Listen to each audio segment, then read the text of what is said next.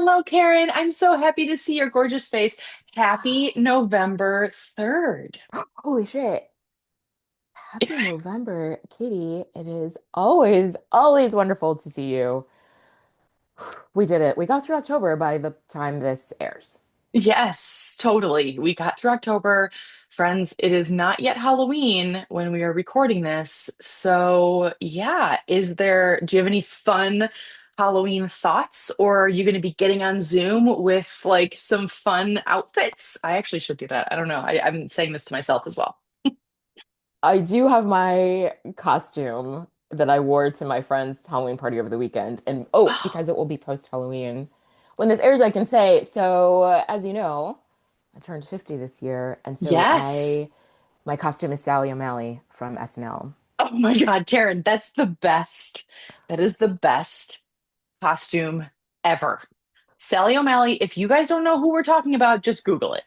Yes, And then you'll go to Sally into, O'Malley. yes. Oh my gosh, and why can I not? I can't think of her name right now. Oh, Molly Shannon. Thank you. Yes, I was like Shannon something. Yes, Yes. SNL is a character. She's 50. She can kick and stretch and kick again. Like I walked into the back door of my friend's party and everyone was in the kitchen. And I just like, I mean, I've got this absurd red outfit I ordered from Jeff Bezos with a wig. And really, the audience for this costume was my friend Pamela, who is super into Halloween and dresses Oh up my like is super creative every year. And I was like, really, this is for Pamela. And she did not disappoint. She was like, I love everything about this. I was like, God, that makes me so happy. I wish I was there. I wish I was there when you came in. Like, that's so amazing. So you just did a kick and a stretch and another kick. I Yeah. did. Yelling, I'm 50. Yeah, I really I leaned Yes. in. Pamela was a little boo-boo. It was Oh my freaking God. hilarious. Which repurposed her cocaine bear costume from 2 years ago. Oh my God. I mean, that could be an entire podcast. Labubu and the craze around Labubu. Again, people, if you don't know what we're talking about, just Google it Google and it. you will go down. You'll never extricate yourself from your computer screen. It is a level of wild obsession, really. I didn't know what it was, and now I do. Yeah, I mean, she hand painted the mask for, I mean, it's a Oh, lot. So, yes, I that's don't, and amazing. literally, I know her costume. I've heard it mentioned. I know, it's too early in the morning and I cannot remember this tennis player's name, but during the US Open, there was a tennis player, American. Is it Naomi Osaka? I can't remember which one. She had a like Labubu for every set, a matching that matched her outfit. Like, yeah. Oh, wow. All right, I need to look that up. Oh That's my gosh, was amazing. it Naomi Osaka who had that? Anyway, they're like bedazzled Labubus for all of her fits. Wow. It's amazing. Also, people, if you don't know and you don't want to Google it, Labubus are basically devilish looking tiny stuffed animals with really scary eyes that people attach to designer bags and go for thousands of dollars. It's kind of like the Beanie Baby craze if the retail price for Beanie Babies was like in the thousands. It's bizarre. Which, I don't get it. I really I just don't get it. And people of all ages, Karen, it's not oh just yeah. children. No, no, no. Like it's Oh yeah. like what you're saying about the tennis player. It's like people are obsessed with these things. It was Naomi Osaka. Thank you for giving me the opportunity to Google. Yes. Yeah, yeah. She had matching ones. That's amazing. That is so incredible.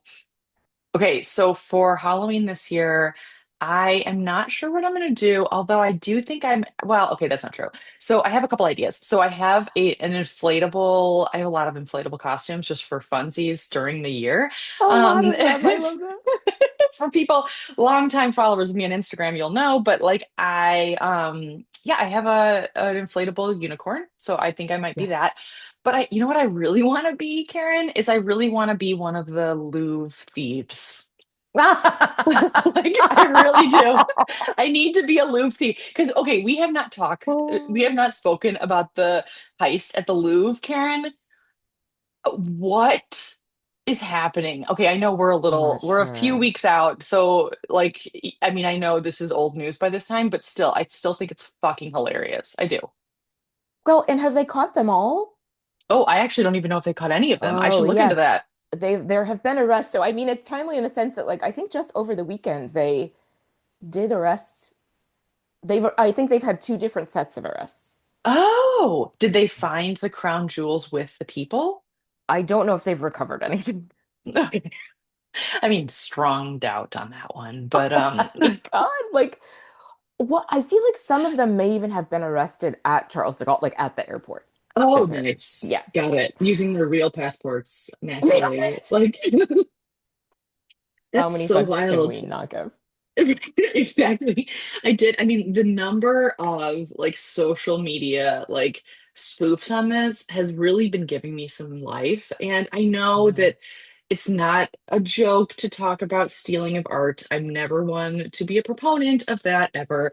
Also, that art was also stolen and Ah, that jewelry was stolen and there's those conversations to be had.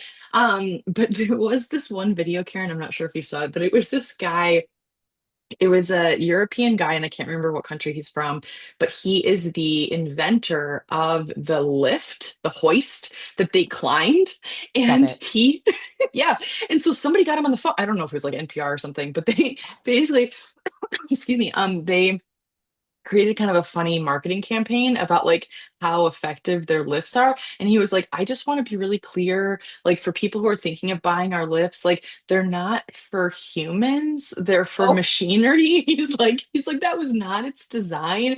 He's like, and I'm not trying to make fun, but like kind of making fun. And it was just, I mean, I don't know. It's just, I mean, they just climbed 9:30 a.m., just going to the most famous museum in the world. the largest, busiest, no, I don't know if it's the largest, the busiest museum in the world in the Yep. morning on a Sunday. It's cash. And so, like, what? I was shocked at this number. It sounded like $210 million worth of shit. Like, That's wild. That is wild. Full on smash and grab. But actually, like they're like, I mean, I think we all need a distraction from the horrors of the world. And yes, this can be considered one of those, but it's kind of fun to think about. I mean, it was giving me, is that the first? Yes, it had to have been the first Black Panther movie. I think it's the Louvre. Do you know what I mean? Like where they Yes. steal the stuff back. Yeah, that's what it was Yes, giving that's to me. true. Totally. I love that. Oh my God. So I don't know. I will see what I do for Oh Halloween. my I'm not gosh. totally sure. But I will say, Karen, that one thing that was very exciting over my weekend was I saw John Mulaney. And so, You did. I know it was wild. So basically, so I'm Tyler and I are so spending the week in relieved. Cleveland. I'm so relieved too. I'm so relieved. I have wanted, wait, you remember the story from LA Yeah, from years I ago? Yes.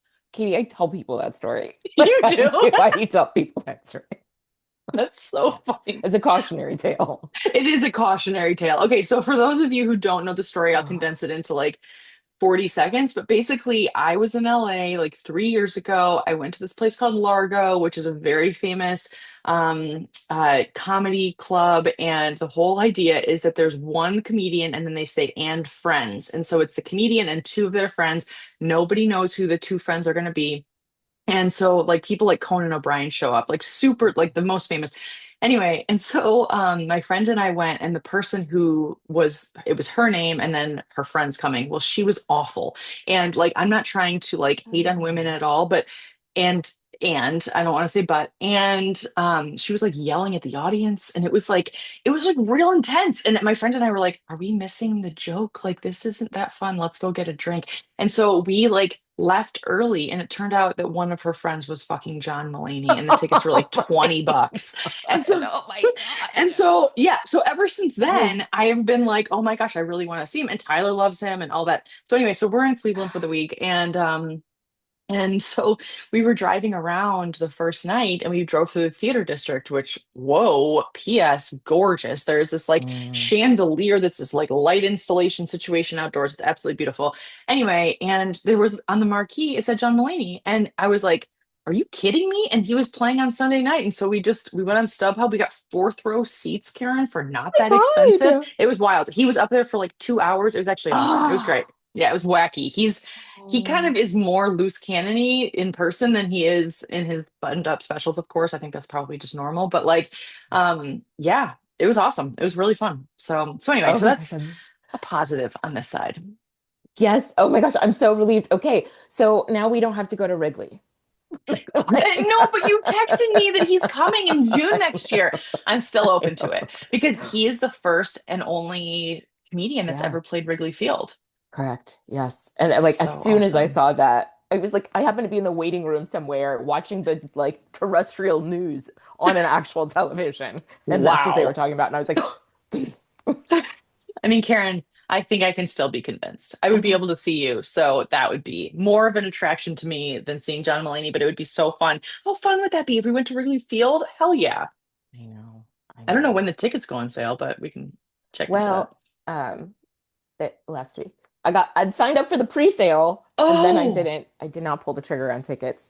But this is Chicago. You can get tickets to anything if you're willing that's to the pay for thing. And them. StubHub for the win, honestly. And like there will be people scalping outside and all of it. Like Yes. there's a will, there's a way. So, Agreed. And I'm sure it's sold out. I'm oh, not for worried sure. though. I'm not worried at all. No, no, Oh, that and I not at get to all. see him It was indoors. cool. It was indoors, exactly. There were no rain delays. Yes, it was fun. It was really fun. And so yeah. But how about you? How did you have a nice weekend last weekend? I did, yes. The absurd Halloween party. I got to Mm, chill. Yeah, yeah. I just mean, chill. no highlights like meeting Tanya in person. I was just listening to last week's episode, Oh yeah, but it was yeah, it was pretty good. feel good. That's great. Is the weather getting real fucking cold? Oh, you know what? It's beautiful today. I think it's like Oh the high good. 61 today here. Ooh, We love it.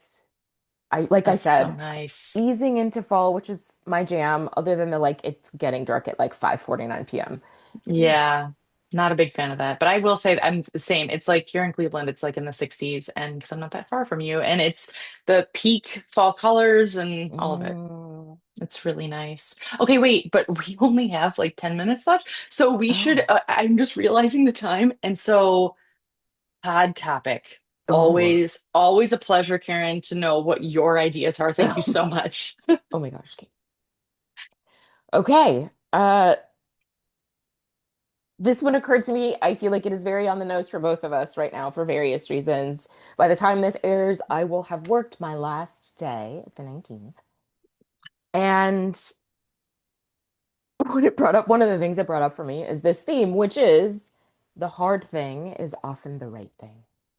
Yes. I love that theme, and it's so true. Yeah. Almost every scenario, I think.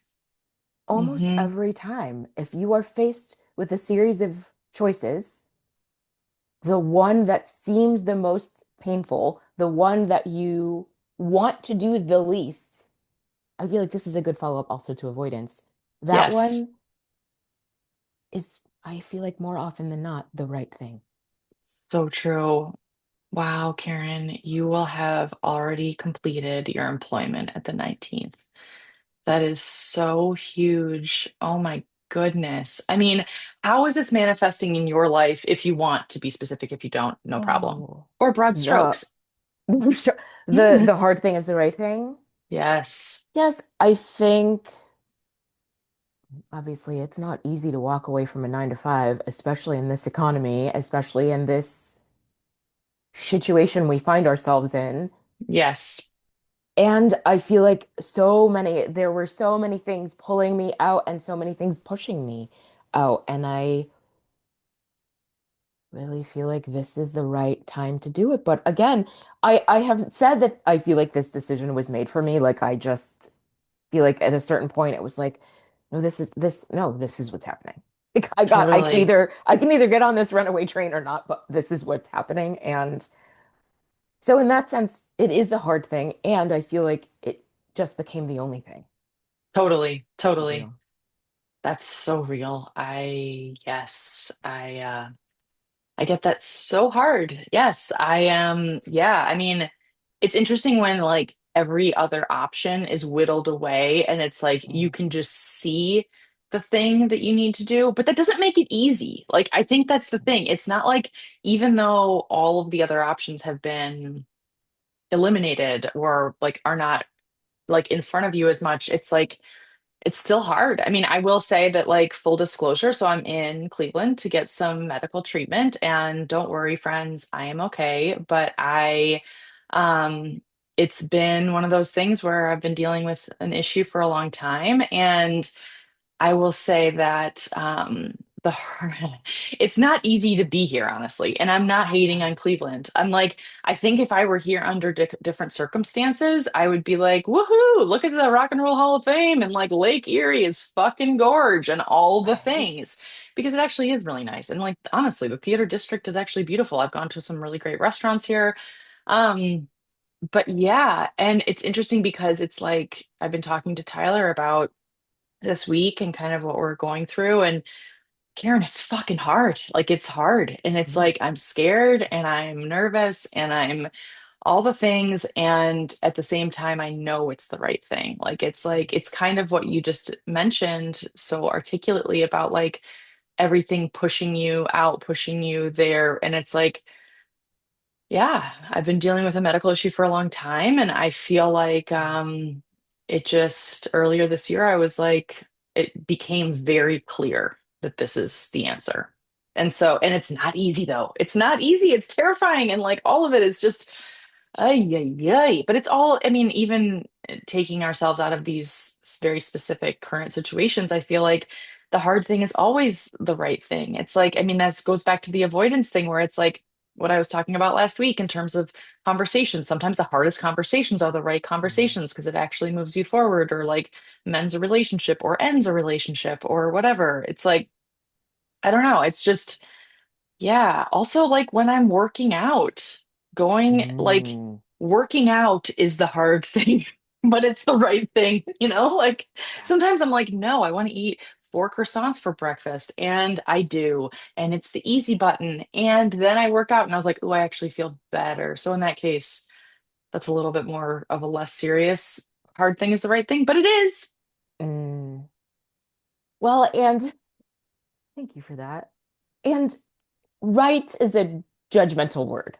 So Fair, I very will fair. say right meaning right aligning to what is best for you, what is healthiest for you, what gets you to where you want to go, all of those Yes. things. Sometimes you're not ready to make the right choice, and that's okay. I definitely have avoided the right choice for a long ass time in various places in my Mm, life because I wasn't ready. So I don't want right to sound judgmental, but like you said, the right thing is the thing that makes you feel better, that you know yes. is best for you. Yes. Sometimes Like what's the best for you most is to not do it.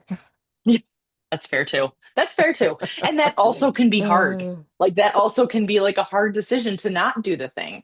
So, yes, and I completely agree with you. I'm glad that you pointed that out. That was a really good point about the right thing because yeah, like we're not looking to be judgmental. It's just aligned thing, healthy thing, like you said. That's, yeah, damn. So, how many of you are listening to this thinking, damn it, Karen and Katie, like, how do you know what I need to be doing? If that's you, text us. We love hearing from our lovely listeners, or at least I really love it, Karen. I'm sure you do oh, too. I love it. It's one of my favorite things of all time. Same. And shameless plug. Also, if you are grappling with the decision, go to yoursocalledlifecoaching.com and sign up for a free introductory session with me, and we can decide if you need my decision doula services, which is basically to help people make decisions and decide is the hard thing the right thing for you? What is the right thing for you? Do you just need to give yourself permission to do the thing you know you want to do and you are pretending like it's a hard decision, but it's really Mic drop. Yes, people. please go to yoursocalledlife.com. You right? Coaching. No, You're so called. Ooh, I'm so on my sorry. own Your website. so-called, I'm gonna not talk. Okay, wait. Hold on. Let me. mm. Not try and Yes. botch. Go ahead. Your so-called life coaching.com. Yoursocalledlifecoaching.com. Sign up for a session. Friends, yes. Karen, I'm so glad you Shameless mentioned that. plug. Yeah, oh, always, always. Also, I really want to talk more about your coaching practice because this is like full on launch vibes, like going into a new phase. It's so exciting, Karen. Congratulations. Thank you very much. Thank you. Thank Oh you. my gosh. All right. Well, friends, thank you so much for listening. And yeah, we will see you next week.